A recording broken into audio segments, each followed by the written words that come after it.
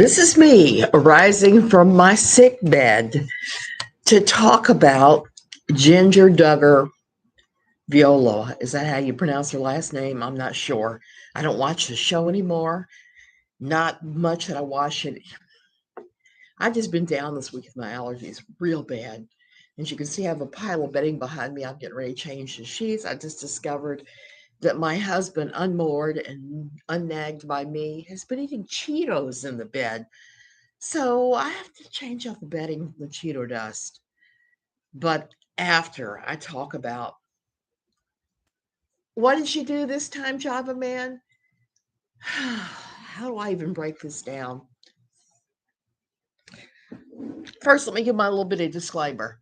I'm Suzanne Tickamartis, right for Pathos for nearly 10 years about the very things I'm going to be talking about tonight, about Jinger Duggar Vuolo. I guess that's Volo. I'm not sure how you say the last name. I'm going to talk about Josh Harris. We're going to be talking about his silly book, I Kissed Dating Goodbye, something I've talked about a bunch of times. Hey, Sue Elliott, good to see you. I'm going to be talking some about John MacArthur and his Grace Community Church and his university, the Masters University. That's where my pastor was working on his PhD. So it's kind of funny. These things that she talks about, I actually know something about. So before I start, let me just finish the rest of it. These are my opinions, my considered opinions after having, written about this stuff for ages and experienced it for nearly 20 years. This is what I know. She is pretty much, hey, Christine, she's pretty much calling Jinger Duggar out in all different kinds of names, things, because she's not happy with Jinger writing this book. Okay, Jinger has a book coming out soon.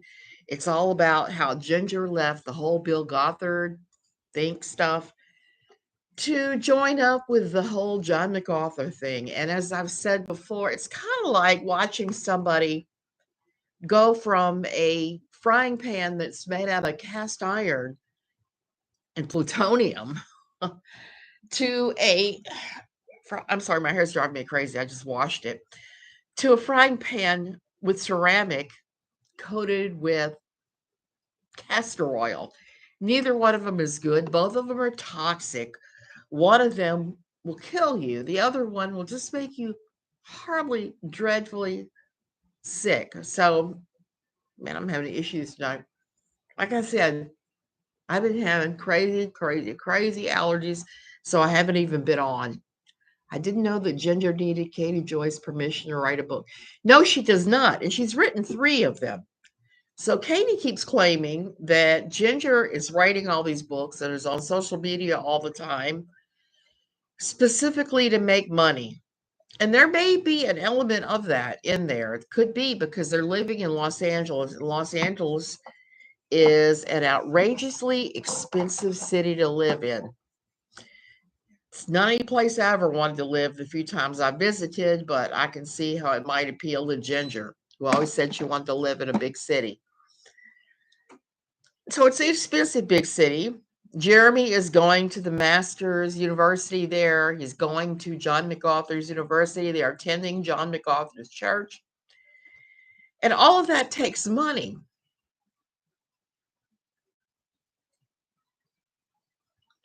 A case of pick your poison. Yes. And I don't know why she's on social media. She has a blue check mark by her name, too, on Twitter, which made me laugh because I know damn good and well she's not verified, because I know people much more famous than her that don't have blue checks. But I do know a lot of people that paid the $7 a month to get their blue checks, and I think that's what's going on there. So it's kind of funny because she's sworn off Twitter a number of times and said, I don't like Twitter. I'm not going on Twitter, blah, blah, blah. I don't use social media except for whatever one is her favorite at that point. So she doesn't want KJ is making money on social media just like Ginger. Exactly like Ginger. Except that nobody is contacting Katie's sponsors and saying, hey, this person is problematic, because nobody is sponsoring Katie. And I know Katie has, well, I don't know that. I was going to say, I know she's had people wanting to sponsor her, but I don't know that for a fact. I've had probably, in the 2 years I've been on here, probably 10 or 15 myself. And I turned them all down because they're all ridiculous things that I just could not rubber stamp. And I am not going to promote anything that I don't personally approve of. Now, if Curiosity Stream was to contact me, that would be something I'd be interested in. But I know I'm way too low level, small fry for Curiosity Stream. But something of that caliber, not Wine by the Box should sponsor her. Yep. It could be she is too problematic for sponsors. And if you look at her content, her gossip content and reality TV content, it's just too much of a hassle for anybody. Katie Joyce claims sponsors won't work with her because she's controversial, but she's also claimed she doesn't want to do it. Another truth, there is no telling what the truth is about Katie and sponsorships. Now, I know this week Jinger Duggar has released a chapter or two to anybody who's ordered the book and signs up for her mailing list. And somehow Katie got one, whether she's pre-ordered the book or not. I did pre-order it. I'm curious to read what she has to say. I do read and review religious books here. I haven't lately because my life has been chaos. Is she plucking Todd's guitars on her channel? Java Man, if I were her, I would. I would plug the hell out of Todd's guitars. But we've not seen any evidence of that, too. We have seen evidence of Toad, making jokes about wine and Adderall lately. And it's kind of like, really? Please, girl, stop it. So Ginger, in some of these, she talked about Josh Harris, who wrote the book, I Kissed Dating Goodbye. I think it has to do with the nature of her content, when she was actually growing as a channel and didn't just allegedly buy subs. She didn't even have sponsors in. Number one fan, I would share it with you, except for one thing. I have had a week where I've just been dreadfully sick with my allergies. My husband can tell you I was cussing and beating my sewing machine today earlier because I'm trying to put together a new quilt for here. I've made 3 of them and I don't like them. I'm not happy about this one, but I guess I will take it. Has anyone actually seen him finish guitar? No. So Ginger is talking about Josh Harris, I Kissed Dating Goodbye. If you don't know who that is, he was what I called entitled homeschooler syndrome when he was in his early 20s, 19, 20 years old, way too young to have a fully formed, hardcore opinion on how to get the right girl, Mrs. Right. He wrote a book all about it. He wrote a book called I Kissed Dating Goodbye that was courtship model. It started the whole courtship revolution. I remember when the book came out, I had been a member of my Quiverful church at that point for a little while, more than a little while. And everyone was excited about the book and was reading it and talking about it. And I was reading it going, what the hell? Knowing that some of the things he were proposing were ridiculous. One of the things was he told a story early on in the book about a man at his wedding day standing there with his beautiful bride who's waited chastely for him for years, and he's holding her hand. And then she looks back, and his other hand is holding the hand of another lady, and then another girl. All these girls he dated and made out with, all lined up behind him like they were going to do the bunny hop or something silly like that. And she realized that he had given away pieces of his heart. That was the whole main premise of the book. You don't date, because if you date, you hold hands and, oh, Java man, where are they? If they're in Tamarindo, I can go spit on her. Uh, um, so they were holding hands with all these girls. He'd given pieces of his heart away, and he wasn't pure any longer. So Harris' suggestion for this was that you don't date. You have your father or whoever help you pick a courtship mate. You court with that person, no hand holding, no kissing, no nothing before the wedding. And then you get married, and that was it. That was God's choice for you. Instead of doing like some of us did, we were fumbling around in sweaty adolescent clinches until we figured out what we were doing. And hey, Amanda, and what all was going on. Java man, I'm going to have to do some research on that. I was excited. I hate to say this about Costa Rica. I was excited because I believe that Canada's prime minister will be here shortly if he's not here. And I'll be going on the beach at Tamarindo looking at him like this in his swim trunks. Old lady lust rant. So unpure, unclean. So here we are back with with Josh and his ridiculous ideas. He is hot. He's even hotter in his swimsuit, trust me. So Harris repudiated his book. What happened was he grew up, he became the pastor of a church in Gaithersburg that was linked to my church in Virginia, Gaithersburg, Maryland. If you're familiar at all with Northern Virginia, Maryland, DC, we're all kind of tangled up in there. He was the head of this church, a large mega church type. And then he decided that after some years of being the pastor, he wasn't educated enough. So he went away to seminary, and people started telling him how harmed they'd been by his book. So he started re-examining what it was he thought about all of this, and realized that his book was what I described it earlier to friends when I first read it. It was the ridiculous ravings of a carefully homeschooled kid that knew not a damn thing, that thought he knew everything. I'm glad he had the balls to publicly redact his ideals. Amanda, same. I think that is important in this life. We have to be open to change. If somebody presents us with the right evidence, shows us, never stop learning. So he repudiated it, did a documentary about it, and went around and talked to all these people about how they've been harmed by it. And there was a lot of harm and fallout from it. I never believed that because I knew better. But I had a lot of people at church that their kids ended up marrying their first courtship because of Josh Harris. And I saw so many of those marriages crash on the rocks of reality. If you're with somebody and there's no physical attraction, there's not that spark. We're not looking at him going, it's the hottest thing I ever laid eyes on. Thank you, Jesus.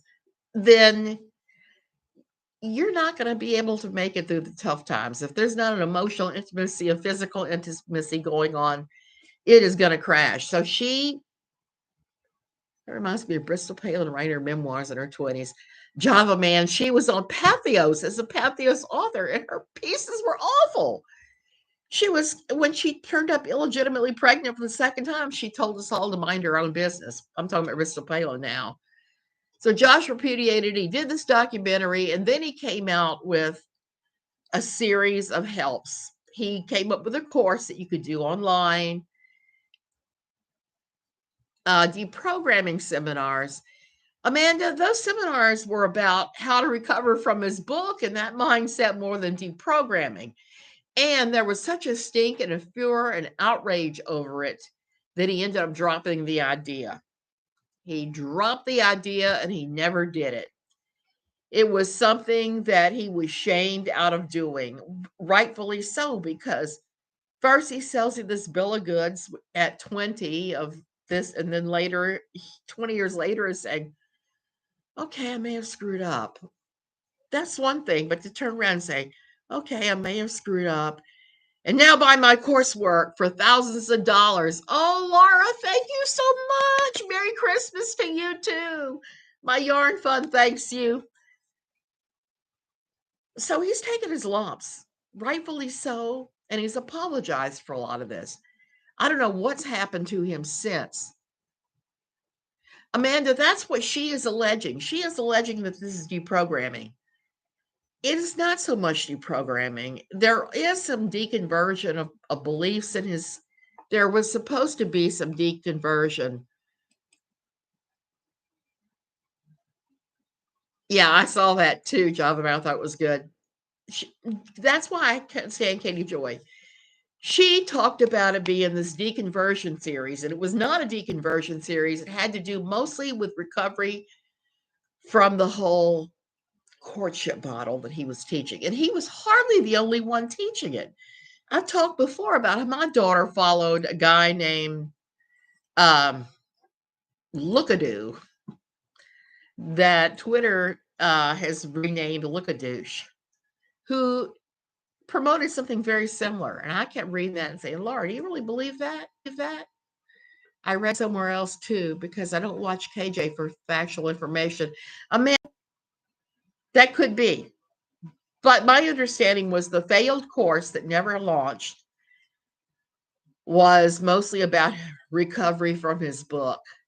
Oh, Nikki, I saw that you're live too. I saw that. And I thought, well, should I go on? And because I'm kind of ranty about KJ today, ranty and mad because of that.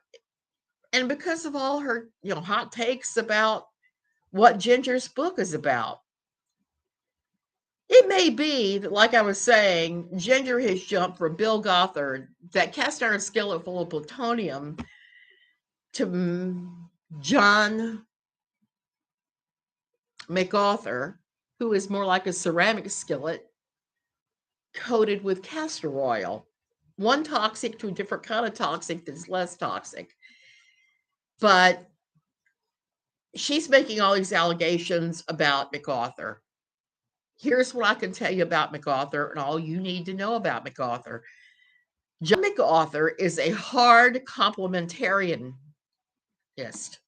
What do I mean by that? He believes that not only do men and women have separately, strictly defined gender roles, that he's not going to support anything to do with any women working. There's so many things. Oh, hey, Nick. Yeah, Nikki. Wrap it up. At least KJ finally read a book. Java Man, I'm not sure she has. I think she skimmed some of the paragraphs. Back to ranting about MacArthur. MacArthur is a hard complementarian. Really good breakdown of complementarianism the other day, and I kind of laughed at it. And it's a hard. You'll laugh when I get to the part about feminism, because it's written by a hard complementarianism guy, and it's actually kind of funny and true on so many levels, but it's also very awful on everything they're saying at the end about feminists, because as usual, nobody knows a damn thing about feminists in that culture. They assume that all of us that are feminists are some kind of BS. Okay, this came from a pastor. Patriarchy. Women have to make sandwiches. Complementarism. Okay, now MacArthur is hard complementarism, which is the same thing as patriarchy. Women get to make sandwiches. Soft complementarianism. Women can but don't have to make sandwiches. Egalitarianism. Both men and women make sandwiches. Feminism. Men make sandwiches and feed them to women piece by piece. I hate to tell that lunatic, but feminism is not that. It's the same thing as the equality thing where a man or a woman can make the sandwich. It's just ridiculous. Amanda, yeah. And I'm going to go back and read too, and I may have to correct myself on here. But when I read through the original material, when I was writing that chapter in my book, I seem to recall that the coursework was for recovery from that kind of religion.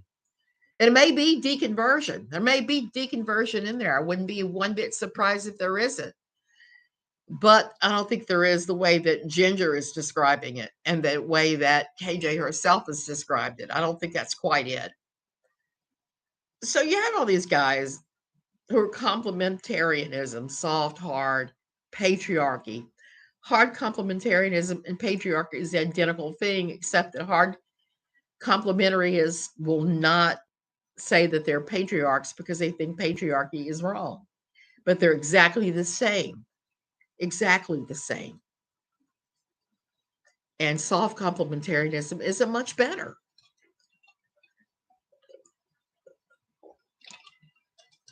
It always made me laugh because in my own marriage, we never fit any of that. We only fit equality between the two of us. There are going to be times when he's going to nuke his burrito, his frozen burrito, and I'm going to take the trash out. It just happens. We're not wedded hard and fast to any sort of gender roles in this household. It's whatever you want to do, whatever suits you. But this is the kind of guy that Ginger has gone from. Instead of a dirty old man trying to feel up young teenage girls and demanding all teenage girls dress in a way that he likes, and they all have long curly hair.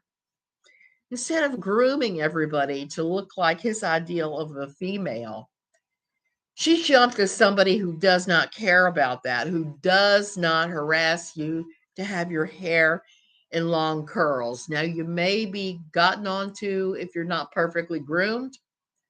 Like I said, my own pastor, I saw him go through his master's program there at the Master's University and then his PhD program. Hey, Felony Melanie. Oh, I love your name. Mm-hmm. I don't have any felonies, unfortunately. um, so these guys that think they have it all together, and my pastor was involved with all of that himself. And it always struck me as odd because as many rules as they've had, these people have for their churches, it's always the women that run everything.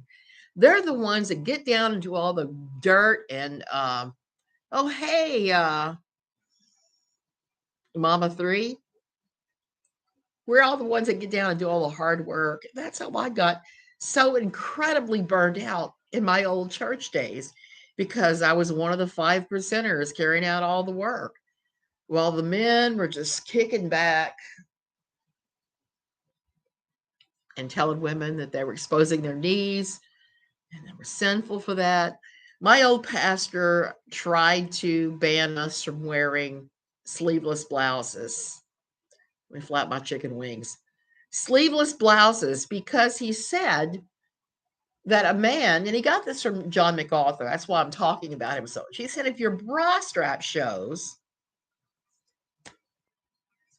that you have lured a man into the sin of lusts. And I had my conversation with her. I said, if a man is that, I'm going to say hair trigger, if a man is lured into an erection by a stray bra strap, that then we got issues. The issues go deeper than a woman accidentally showing her bra strap. And that's all it is with MacArthur and those guys. It's always women are always at fault. So I'm kind of curious to see with Ginger where she goes with this, whether she stays on the course to be Robo Wife 3000, smiling, well groomed, doing everything that John MacArthur suggests. And he has the 10,000 rules of Melmac. Tank tops, tops are of the devil. Tank tops are definitely of the devil, according to guys like MacArthur. I think it's good she is breaking away. It is good that she's breaking away. I would feel a lot more comfortable if she was breaking away to something a little better than John MacArthur. What about my ankle? Hey, Grace Peter. My ankle My ankle isn't luring anybody to lust anymore. My ankle is not Trudeau's tanned torso, not luring anybody. It's always our fault as women. Amanda, yeah, that's what I'm coming to. Ankles were considered indecent in the 19th century. Absolutely. And I don't doubt they're still considered indecent in places like Amish country where you have to wear a floral length skirt. So she's still in one of these groups that blames everything on women, that has these very strict gender divides. And I'm just going to tell you, gender divides, those gender roles, biblical gender roles, they suck. They really do. I don't know about you guys, but I like doing all kinds of different things. And I don't like anyone saying you can't. I remember one Christmas, particularly, we were in our old patriarchal universe at our old church, where my husband had asked me, well, what do you want for Christmas? I said, well, I want a Dremel. I want a Dremel with all the attachments. I want to be able to use it as a drill. I want to be able to use it to carve different things with. I want to be used at my studio. And I got a box of chocolates. Now, they were Godivas. They were the expensive stuff. A box of chocolates and a bottle of perfume. And I thanked him for it. And I said, this is nice, but this is no Dremel. I wanted a Dremel. So that's how far in we were where we bought our gender roles. And me asking for a power tool for Christmas was just outrageous. Even if I was employing it in some of the things that I was doing for the church, because like I said, I used to do worship flags, and sometimes you would carve the poles. You would make them very attractive. So I could not ever get him to do that. Finally, I bought my own Dremel. But this is a group with MacArthur that is not a whole lot different than Bill Gothard. Not quite as toxic. Girls are not groomed to become lust objects, fetish objects for Bill Gothard, like they were with the they were with the ATI and IBLP. Too many acronyms, and I am too goofy from too many allergy pills and asthma drugs to be able to sort them out. So if I call out the wrong one. So that's why this is my biggest thing I hold against KJ. Okay. I'm going to throw this out there.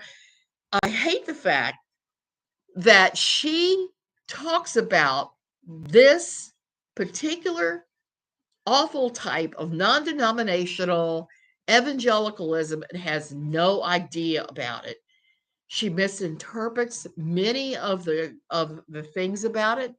She doesn't understand the differences between groups. She does not understand there's not a lot of difference between the groups. The groups are very similar.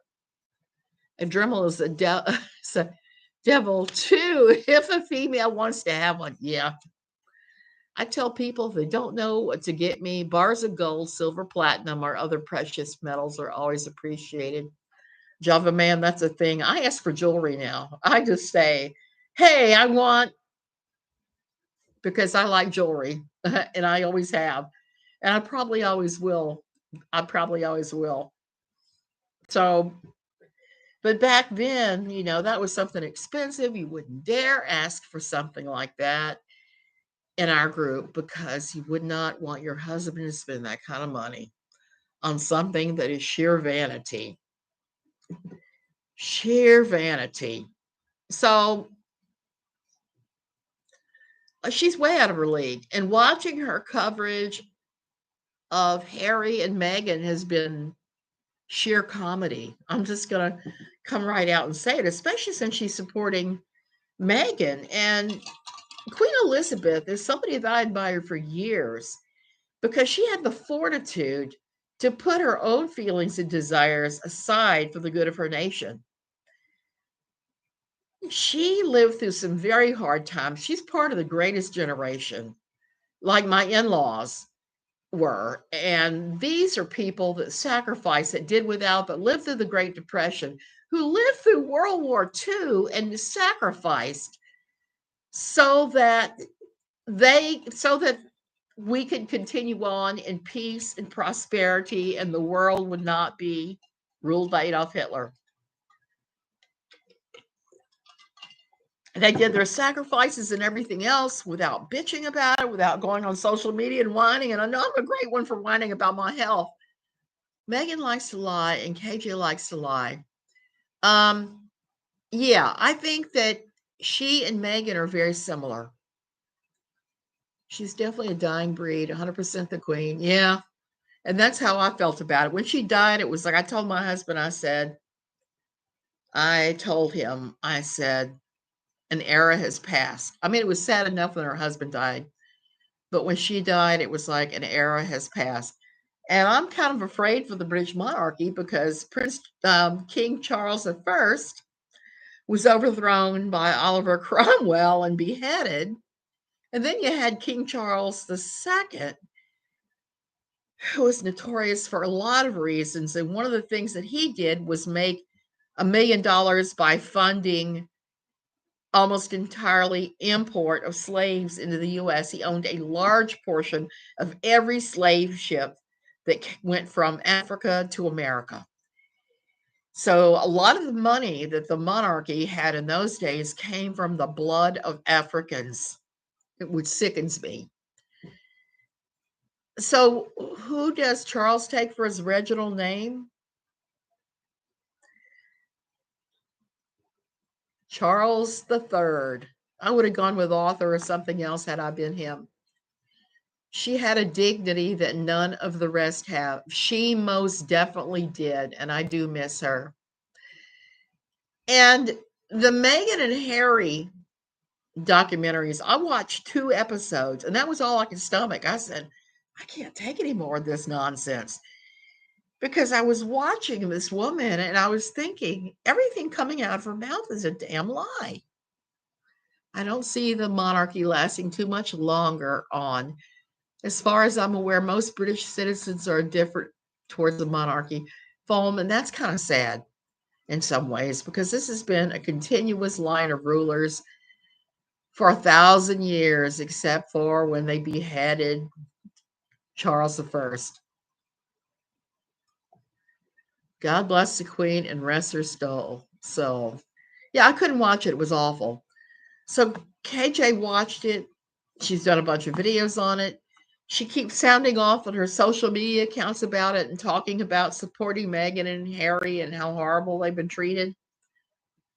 Here's what I don't get about Meghan and Harry. I'm just going to say this too.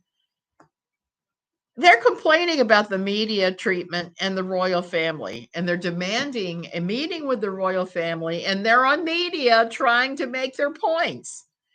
If you ask me if they were truly offended by everything they've been through with the media and the royal family, they would go 180 degrees away from them and shut their damn traps. We wouldn't hear from them again.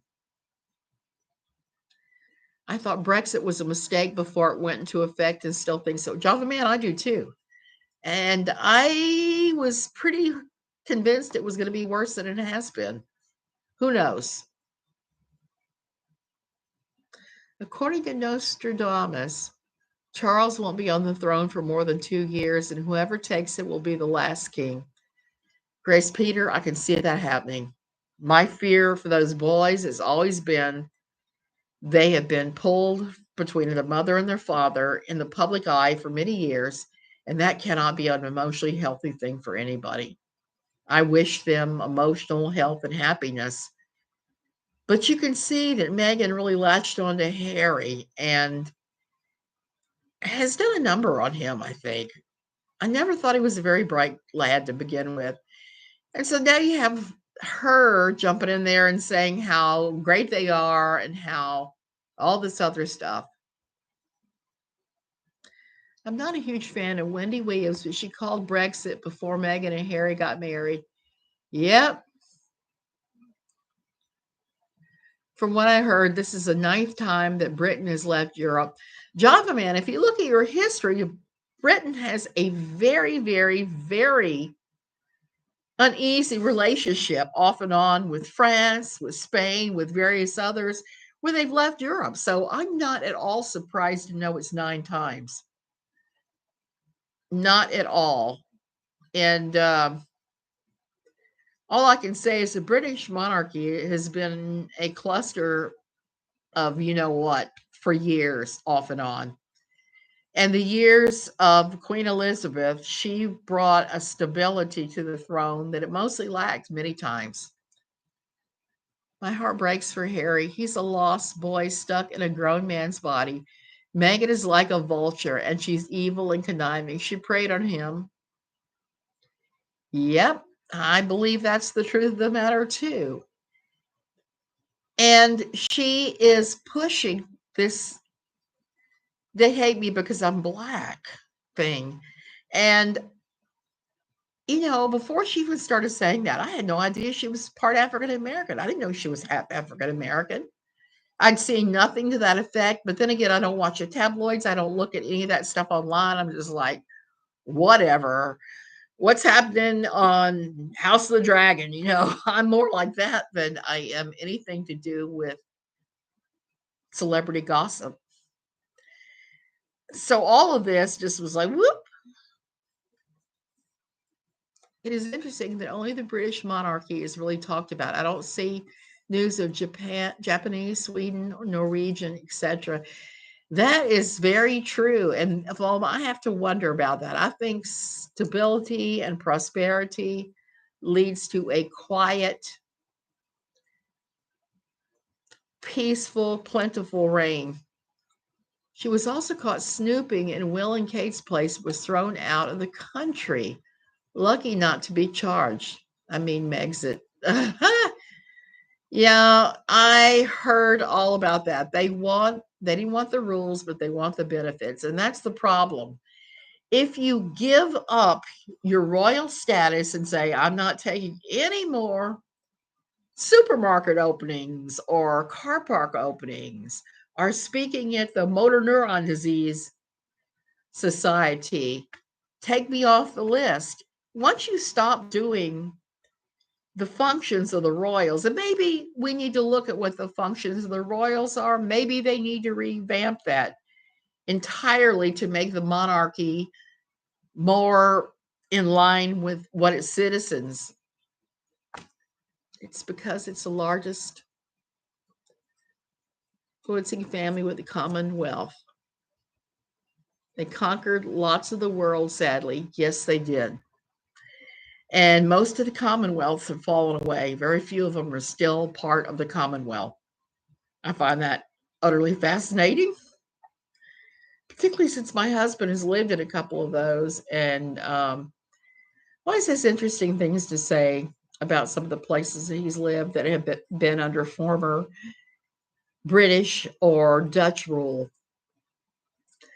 My husband attended British boarding school several times too. His father was a veterinary professor of some note, and he had traveled around the world by the time he was 10. One of his things I have, one of his little things from childhood is his childhood passport with every page filled out. And unlike our passports that have the same countries all the time, his were all over the world. Back when the Commonwealth was large. I think that Hong Kong is one of the few British colonies that would really like to go back to being a British colony. I think that would probably be a smart move for them. I feel Meghan and Harry want the benefits of monarchy provides them, but want to pick and choose what they want to do. Not even Diana got to do that. Grouchy Mama Bear, that's exactly what I think is going on with the two of them. They want all the privileges, the rank, and the money, but they don't want to actually have to do anything for it. And nobody gets away with that. I don't know about anybody. I mean, I'm retired and there's still some things I have to do, whether I like it or not. Everybody has things they must do. Hell, I've got a sink full of dishes waiting for me right now. And you can hear my allergies are really bad right now. So nobody gets away for free. And my friends that are quite wealthy, even they don't get away for free. Even when they have a staff, they have to stay on top of it. And I can tell you that from here. I'm not used to that. When I hire people to come in and work for us for a month or whatever, I'm not used to having to babysit them, but that is sometimes what needs to happen. So I think she's bit off more than she could chew with all of that. And the world travel and the Commonwealth dime, yeah, and also at least they decommissioned the royal yacht. They never rebuilt one. The Queen's flight, which I guess now is the King's flight, that continues, I'm pretty sure, but because in Japanese culture, we believe our personal business is just that. Our business, they don't broadcast their business, even if you are royal. And I have several close friends that live in the Tokyo area. They're always trying to get me to come visit. And one day I'm planning on it. But that culture, people are taught to be more modest. They don't brag, it looks like to me, from what I've observed. When you're in a country that's smaller and there's so many people, everybody tends to kind of keep to themselves to keep their own peace. And it's not a bad way to be. I think there's something to be said for that. I don't really need to know every single detail of anyone else's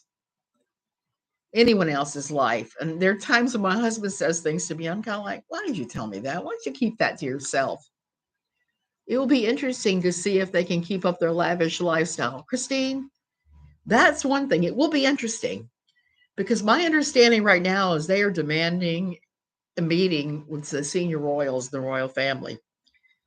How successful they're going to be trying to get that on the back of this documentary, I don't know, but I think they went about this the exact wrong way. Because my understanding is that every time Diana or Prince Charles, King Charles, I can't get used to that,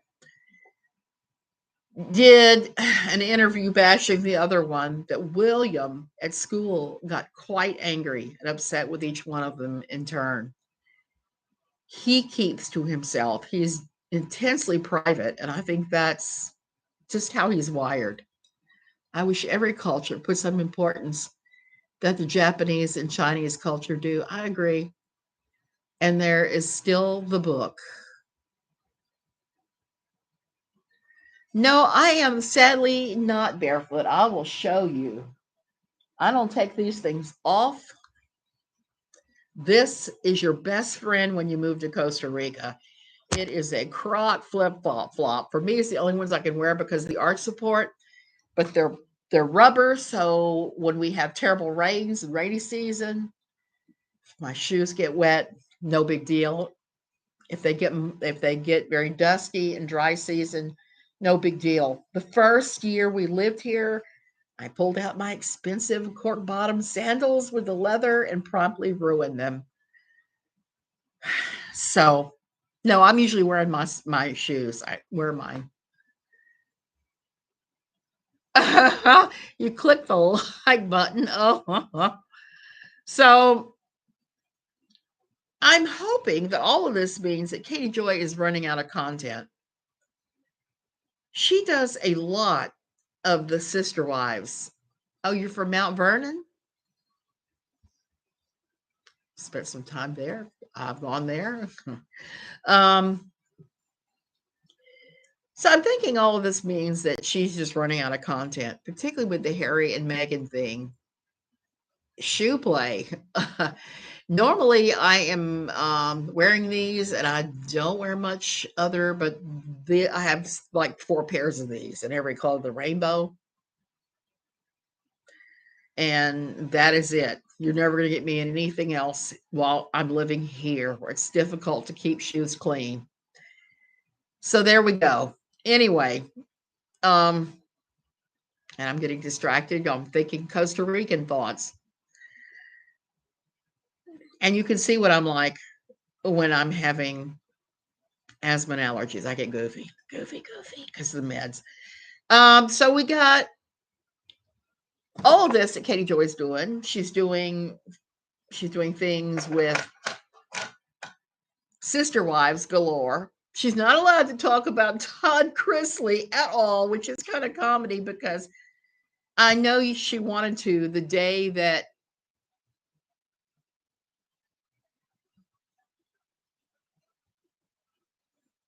No shoe play, please. You see the Duggar Christmas party? I saw parts of that. I didn't see all of it because, like I said, it has been a crazy month here. My husband's been in and out of the hospital, having emergency gallbladder surgery, gallbladder ripped out. Before then, we had COVID. And between COVID and his surgery, our kids came to visit. So it has been such a crazy time that I'm just now getting back to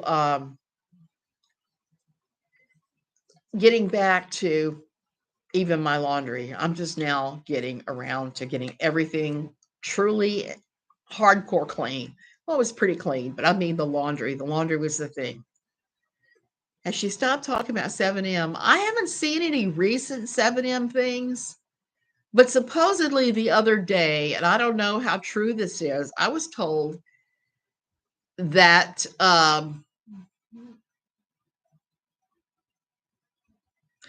told the other day that there was a court hearing, a mediator was brought in, and I don't know what happened from there. That's all I know. So I'm wondering if she's trying to settle because that's one of her superpowers, she says, is that she settles everything. She settled her thing with Steve, which I was very disappointed in. But after talking to Steve, I fully understood why he settled it. She settled her thing with Todd Chrisley. Again, I understood Todd had bigger fish to fry. Now it looks like he's going to jail, even though he's going to try to overturn his sentence. Whether he's truly guilty or not, I don't know. I haven't followed him. I don't watch his show. I've talked to him a few times on Twitter, and that's about it. I don't know. He seems like a nice guy, but what can I say? What do I know? She was going hard after 7M, and then after the hearing, that stopped cold. No, 7M lawyer called out KJ and her lawyer. It was a Zoom meeting with both attorneys and the judge. Oh, you saw it. I was told something totally different, and it happened when I was doing all these crazy things, running around with the different people. If she settles with 7M, she probably won't be able to talk about them. She was fighting against getting a mediator. I thought that that was something, hey, nobody, that was going to be hardwired in that she was trying to settle because she has certainly bragged about settling with everybody. What could she offer with them to settle? Maybe retraction of some of her worst statements. She is certainly, like I said, I've said this all along. Shekinah Church ticks all the boxes on the bite model, on Dr. Stephen Hassan's bite model of what a CULT is.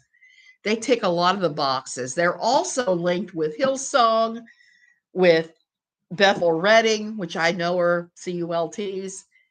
They're also affiliated with other churches. I know they're problematic. So as soon as I learned that, I scuttled away and unfriended anything to do with 7M because they had friended me in their little fight with KJ.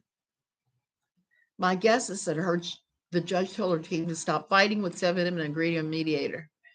Maybe the judge threatened to just end the case at that point too. Anna's son was wearing a manure sweater and a yarmulke. I had heard that he had wore like a Hanukkah sweater and a yarmulke, and it's a holiday. Now, why he wore that? Is he identifying as Jewish? I don't know. Minnesota law states it must go to mediation prior to trial. Okay.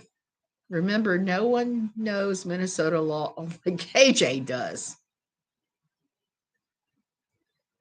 No, I'm not showing the soles of my feet. You don't want to see that. So we don't know what's happened with 7M beyond that, Laura. Thank you for telling me that because I did not watch any of that. Like I said, I think that took place on the day that we were driving back to the hospital, maybe. And it's a 5-hour drive from San Jose to here. It just is. And that's the hospital we use. That is the hospital that we use. So, yeah, you're retracting all your messages. So let us just put you in timeout. So what will happen next with that? I don't know. And I don't think a mediator is going to work because I think so. What will happen next with that? I don't know. And I don't think a mediator is going to work because I think 7M is serious. That's one thing I know about people in that religious sphere. They will die on the hill for the dumbest things. Now, I'm not saying that Robert Shin suing her is dumb. I think it's actually pretty smart, but I think she has gone so far beyond that there's no way in hell he will settle. Just no way at all. I think Todd would have to do a whole fleet of guitars to make them settle.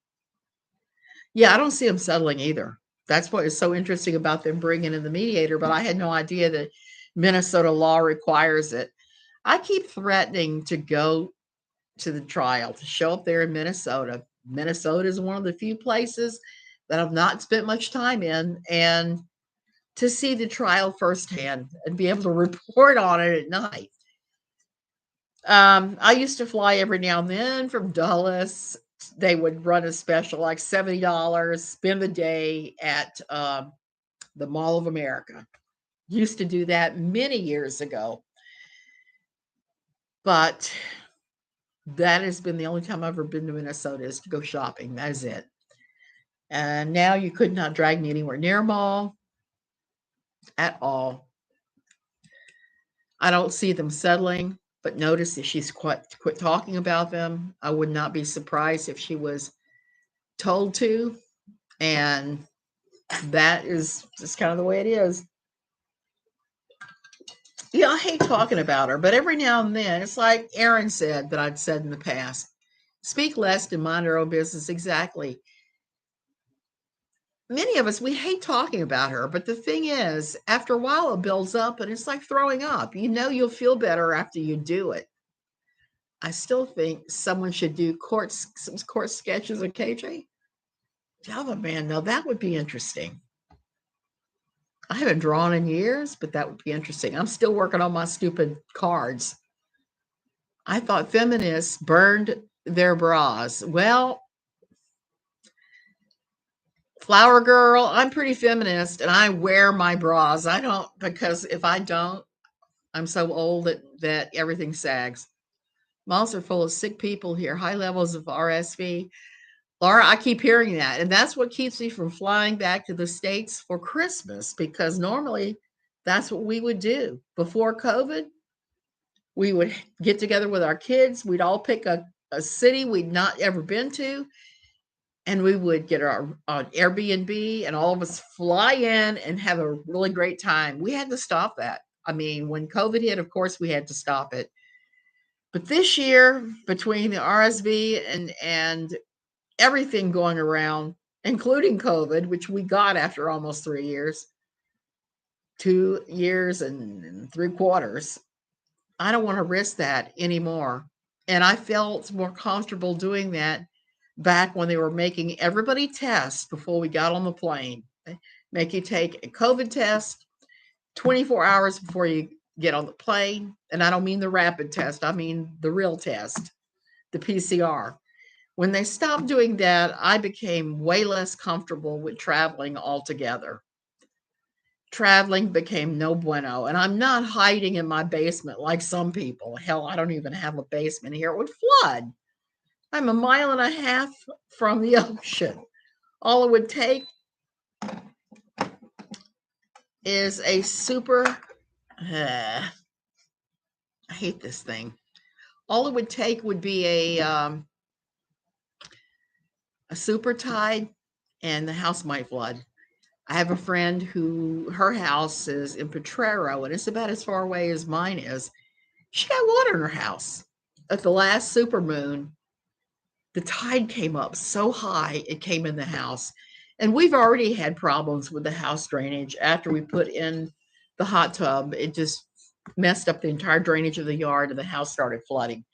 We had to spend almost as much as we did on the hot tub to have an official concreto, they call it here in Costa Rica, a concrete French drain put all the way around the house. It drains the water down the hill.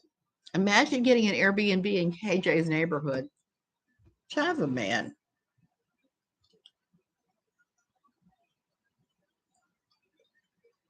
Ah, what is it with you foot fetish guys today?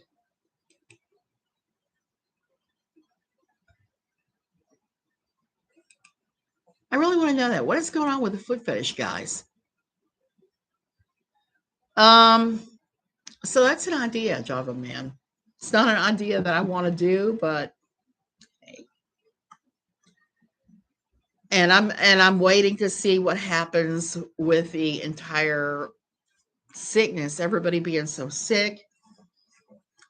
And what the heck is going on in the US? When I left 5 years ago, no one was so angry that they were threatening violence against everybody. KJ keeps calling herself a journalist. Chick, you are a journalist like I'm the man on the moon. Anna, do you know where that came from? I will demystify that again. KJ calls herself a journalist because when she was working for Pathos, she was talking to me one day and I said, hey, did you see the latest memo? Because I was kind of mentoring her. Said we're to relabel ourselves. We can't call ourselves bloggers anymore. So we have to pick another title. And she said, well, like, what do you mean? I said, well, I'm calling myself a daily columnist because I am writing a daily opinion column.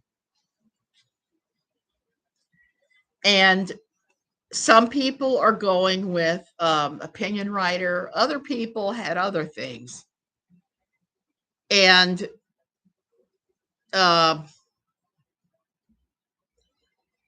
she said, well, I'll call myself a reporter or a journalist. And I was very sarcastic with her. Very sarcastic. It was like, sure, right. Very sarcastic. And she didn't pick up on the fact. She did not pick up on the fact that I was sarcastic. And it's funny because she never picked up on when I was sarcastic, and I'm frequently sarcastic. My husband tell you. And the thing is, he's out right now with a friend of ours. Well, a friend of his. I don't like the guy. And that guy did something so awful to him today. And I told him, I said, I normally don't have a filter much. But if I'm with you and him, I'm going to say something to him for what he did to you earlier today. So I'm hoping my husband speaks to him about it and says, hey, that was not cool, because it wasn't. He told a lie about my husband in front of my husband at church, in front of everybody. And it was meant as sarcasm, I have to believe. And when you do that, it's the worst. And this guy is somebody who's a former pastor. Do you catch YouTubers that call themselves journalists by taking videos of people without their permission and posting them on YouTube? First Amendment auditors or frauditors. I'm going to call them frauditors for that. And it's so funny because I don't do that. First of all, I have to learn a whole lot of technology, but frankly, I don't really care. I mean, I was ranting the other day about this woman on Twitter that's awful to Christians and awful to people who are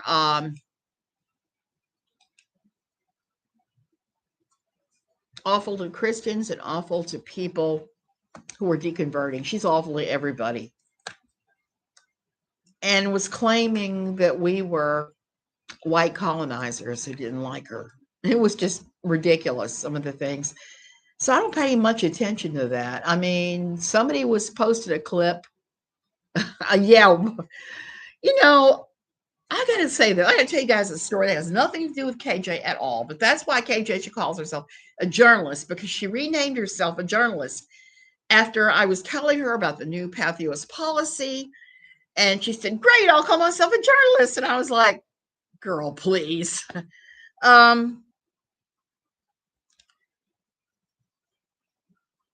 I worked for many years doing all kinds of different things. I worked in a school for a while. I worked in a large clinic for a while doing social work, all these different social work jobs. And I got fired from the clinic. Why did I get fired? I got fired from the clinic from having an asthma attack. It was the start of my mast cell getting really bad. And I ended up having an asthma attack because someone used that compressed air around me, that canned compressed air. So I ended up in the bushes throwing up because I couldn't breathe and had to be physically hauled in a wheelchair across the street to the ER. Okay. And I got fired for that. And then I turned around and sued and won. And the only problem with doing that was that I pretty much blew up my career in social work at that point. So the only job I could get after that was working at a floral call-in service, a big one, answering the phone saying, "Thank you for calling such and such floral service. How may I be of service today? What's the occasion? Do you need a bouquet? Might I suggest our fields of grace, you know?" So I worked there for 4.5 years and I hated every second of it because I'm not that kind of person. I'm not on that much. At least Kay won't do frauditing because KJ, it would require her to leave the house. Yep, no, she's not going to do anything that involves leaving the basement of shame. Nothing at all. So back to that place. In the 4.5 years that I worked there, I had so many fetish guys call in. That weird foot person does not even begin to register on the weird fetish thing. I had a guy that would routinely call in that would want to talk to you about tickling. There was a guy that would buy plants and flowers, but only if he could talk to you about his obsessive love of pancakes.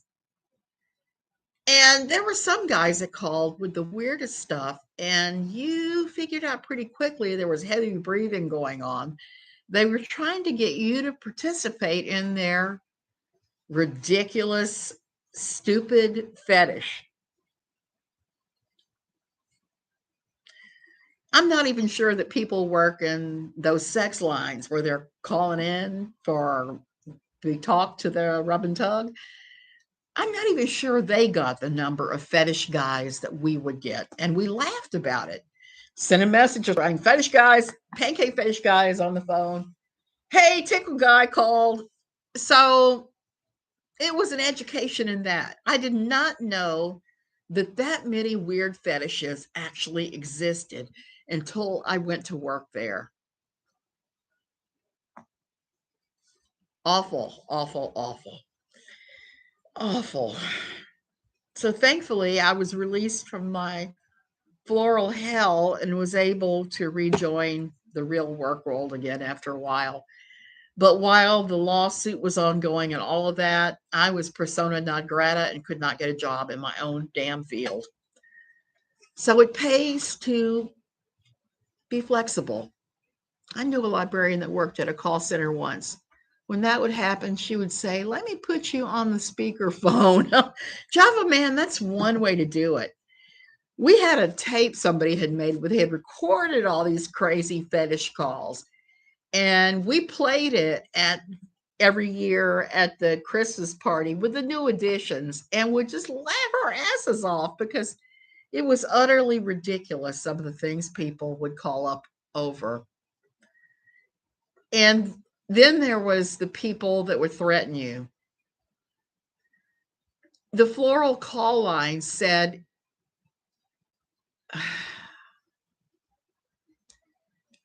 "Look, I don't know who all you fetish people are, but I'm not letting that go through. You can just sit and spin. Do whatever your fetish thing makes you happy, but take it elsewhere." I put up with that crapola for 4.5 years at that place. And I'm not putting up with it here. I'm just going to time you guys out. It's one of those things I had to laugh about when it was going on. I have a pretty good idea who is organizing all this. It's the mean girl crowd. And send them to KJ's channel. Yeah, absolutely. Absolutely send them to KJ's channel. She can entertain them. She can entertain them. But what was weirdest about working there was the ad said 24-hour day ordering. And we did offer 24-hour day ordering. But people would call up and get stupid when you would tell them there's no way you can get an order out for them for that day. And then they would start threatening you. I remember a man that called Saturday night before Easter at 9:30 p.m. and wanted to get a bouquet out the next morning. And I said, sir, the orders are closed. We can get you something out Monday. We can get you something nice out Monday. But you've missed the ordering time for delivery for Easter. All the Easter deliveries have gone out. He started calling up and threatening to bomb us, to send a bomb and blow the place up. I had a woman one time that said she was going to make my life miserable and get me fired. We all laughed at that one. She ordered online well after the cutoff for Valentine's Day. So because her Valentine's Day order that she placed and is set online that would not be delivered until the day after Valentine's Day, she made the mistake, but somehow it was our fault. She said her girlfriend was now in the loony bin at Cedar Sinai because she'd had nervous breakdown because she didn't get flowers for Valentine's Day. And said, I'm going to take your job. I'm a very important producer at Disney. I said, go right ahead, Miss Disney. Be my guest. I don't like how KJ goes after Jinger. She was abused and trying to find her way, and you go and pick on her sick. Yeah, I don't like the way that she goes after her either, because Jinger and all of those girls have had a rough time. That was the other thing I wanted to say to you. I've been thinking about this one for days. I don't like how people go after the Rodriguez kids. Jill and David Rodriguez are terrible parents, to be sure, in so many ways. But their kids don't know any better. Their kids have been raised in this, and they don't know any better. They don't know that there's an escape. They don't know this. And deconversion, when you are in that deep, is severe and awful. You know, I talked earlier this week about the problem with writing my book has been write 5 or 6 pages, not like what I've written, freak out about it quite a bit, sit on it for 5 or 6 more days, edit it, freak out, sit 5 or 6 more days. And so it takes time to finish it up. I'm in the nitty gritty, and I'm talking about stuff like people being deconverted, some of the things that have happened with people I know, who's in deep, who's not, how that went. She goes after Jinger because she needs somebody to go after for content. That's exactly why it took years for me to deconvert. It's taken me years, Grace.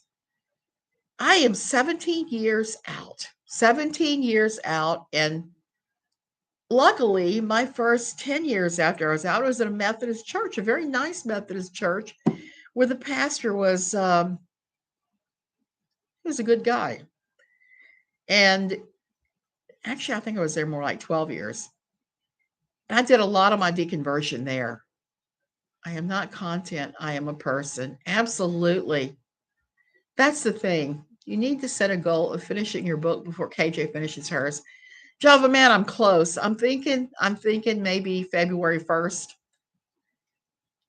And I still think that, yeah, she's bought the IBSN number for hers, and that's it. And I changed the name on my book. I was going to call it A Quiver Full of A-Holes, but I've changed it to something a little less awful. It's a far place filled with strange fire, because so much of what I'm going to talk about and things that happen are not strict biblical anything, and they're not what Jesus said or did. It's just all this strange, weird stuff that we get off into the weeds in some of these non-denominational evangelical churches. I'm 8 solid years out, and I had to go no contact with my family to do so. Grace that happens sometimes. The first 2 years I was out, everybody that I'd gone to church with that said, yeah, follow your husband out. That's the biblical way. Those same people threw boulders at me, and it was awful. They tormented me every day in my little small town. If I went out to buy fabric or to just run simple errands, I'd run into somebody and they would say, I can't believe you're an apostate now. I can't believe you deny the Trinity and you deny Christ. I said, who is saying that? For the first 2 years, I cried every single day. Every single day. My daughter says that's her big memory of me getting out, was that I cried every single day. And she's right. I did cry every single day because it was like having nails pulled from my flesh. It was that painful and horrible. It's worse than anything I've had to go through in my life before or since. And to know it was happening at the hands of people that I consider brothers and sisters was just unbelievable. They made me feel like I was the black sheep at the bottom of the mountain, and they were all frolicking, all white and shiny in their little fluffy wool at the top of the mountain with God, and I was down there with the demons. And it took a lot of therapy. I had a good therapist, I had a good exit counselor. I found a good Christian therapist in Charlottesville who took my husband and myself on as patients. I got good counseling for the kids. We all got out. We all got out. We all deconverted. If I could wave a magic wand and change the only thing in my life that is not perfect now, it would be the fact that my husband has fallen in with a non-denominational evangelical church that is revival mode. And they're playing 25-year-old revival type songs. And they're gung-ho for Jesus. And they're jumping off the deep end and engaging in a lot of the stuff that I consider strange fire. And I pointed my husband out and said, look, they're starting to go the same way that I call my church in the book Possum Creek Church, which isn't too far from the real name. Yeah, but you know what made it you stronger? And they have no peace because only God has the right to judge. Exactly. And it did make me stronger. It made me a lot stronger to the point where I don't want to get any stronger. It was just such a painful amount of things to go through. And that's really what the book is about, and about getting to the other side. He loves Joel Osteen, and Joel Osteen makes my skin crawl. He does. Every time he says, open up your Bibles and say, this is the word of God for me today. And the minute I hear that voice saying that, I just want to throw up. And this new church is all revival, gung-ho, and I've seen it already starting to go off in a weird way. We had been going to a local church that they ran the pastor out of here in the Tamarindo area, and I loved that pastor. They ran him off. They kicked his ass out, and he's a good guy. And now he is filled with spiritual abuse and is trying to deconvert in Virginia Beach, Virginia. He's a good guy. They screwed him over royally. And then one of the first things they did was they lifted one of the rules that he put in place of no dogs in the sanctuary. And I'm very allergic to dog fur. I love dogs, but fuzzy dogs make me go into anaphylaxis every time. I had 3 serious attacks after he left, and they lifted the rule and they said, well, you can sit out here and watch the service through the window. I'm a worship team. How in the hell am I supposed to get on the platform and sing? And so that church has spun into weirdness, and now we left. So they now are anti-vaxxers. They don't believe in any kind of medical intervention. They think COVID is some kind of made-up government control thing. if there's a conspiracy theory out there, they've embraced it. And that has happened since I left. That has happened since I left. So I will never go back there. And they don't even have a pastor. Here we are a year and a half later, no pastor. You can't run off all your members and think you're going to pay for a pastor, is basically what happened there, which is what happened in my original church, Possum Creek. We were some of the first ones that left, but eventually a lot of people left. And it's been interesting. So then my husband started going to a church that calls itself the mega church in the jungle. I like the pastor. I like the worship team leader. I thought about joining their worship team a hot second, but they refused to keep dogs out of the sanctuary, and I started having anaphylaxis again. So for me, it was like, no. It's like, Jesus, it's just going to have to be you and me here. If there's going to be any kind of worship, any kind of theology going on, it's going to be here because of what happened. What happened. And I know that makes me weird to have those kind of reactions, but that's mass cell. And I like breathing. I love dogs, but I like breathing better. I'll admire your dog from a distance. But the minute the dander, I come in contact with the dander, it's just too much, especially in a closed place like a church. A closed up building, dog dander is disaster for me. And don't even get me started. But I've got to see which churches actually care about their members and which ones are saying, oh, it's impossible you're ever going to be that allergic to something. The sad thing is there is a local church that has said, yes, that's terrible. We would never allow dogs here in the building. Why don't you come here? The problem is they preach fire and brimstone all the time. And I am done with that. It's like revival time. I'm not down with that. When I hear a church start to sing some of these old revival songs, it's just, I just turn off. It's hell no, hell no. It's just way too triggering. So here I am, and here I'm going to stay. Just a question. Would they have allowed service dogs in while the no dog rule was in action? Yes. So they would have allowed service dogs in. And that's one thing. If it's a service dog, I'm not going to say a thing. Because I'm all about disability rights. I always have been. But I'm more so now that I'm disabled. Isn't that how it always goes? None of these were service dogs. None of them. The one that I ran into the problems with was a full-size poodle. The woman said it was an emotional support animal. She had no anything to show that it was. It was just her word. She was not a member. She was a visitor and wouldn't leave her poodle at home. They asked her. They asked her to leave the poodle outside, and she refused and said, well, we can't make her remove the dog because she says it's her emotional support animal. Said, look, disability accommodation laws do not cover emotional support animals. Look it up. So most service dogs are usually like German Shepherds or other shorter haired dogs. And I'm not as bothered. Are usually like German Shepherds or other shorter haired dogs. And I'm not as bothered by that. I'll just move across the thing. But we're talking these little yappy, like poodles and things, and very hairy little dogs.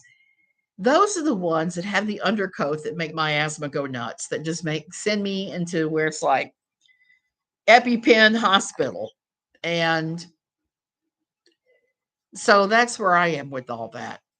And if it is a service dog, like I said, not a problem. Service dogs are awesome.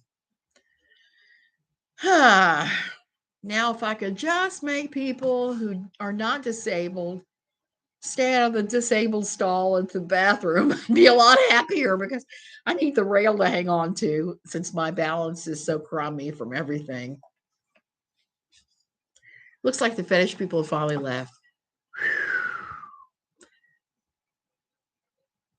A Chihuahua does that, phone? I did not know that. I did not know that. My aunt always had a Chihuahua because she had asthma, and at the time they thought Chihuahuas somehow took that away, and it's been found not to be so.